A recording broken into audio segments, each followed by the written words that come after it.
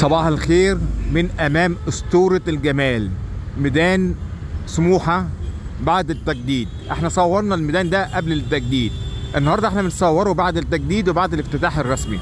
الاول نقول بسم الله ما شاء الله، الله اكبر، ربنا يزيد ويبارك. اسطورة جمال فعلا.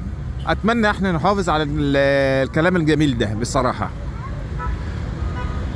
كل شيء جميل واجمل هنصوره وهنتكلم عنه طبعا على قناة حاتم ابو عيسى على اليوتيوب الشخصية.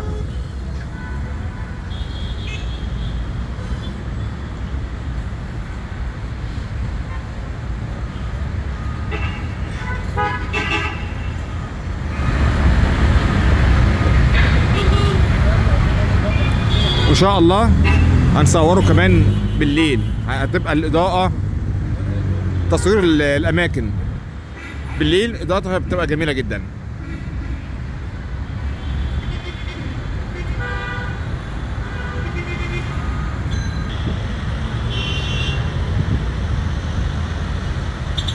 ما شاء الله.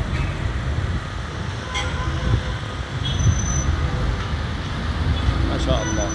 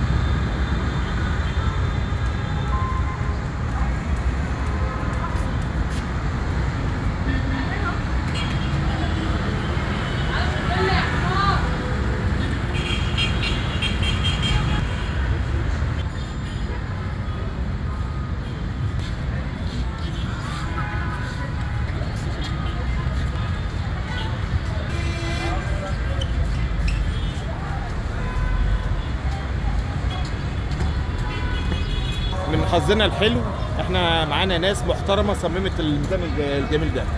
باشمهندس اهو. الحمد لله على كل حاجه، واحنا الواحد فخور اصلا ان احنا اشتغلنا في المكان ده، وبعد كده لما نعدي بعد 100 سنه هنقول لاولادنا وهنقول لكل الناس ان احنا اشتغلنا في المكان ده والواحد فخور بعد المكان ده. اسطوره الجمال بصراحه، تسلم ايديكم. ما شاء الله، الله اكبر. حبيبي حبيبي يا سعيد.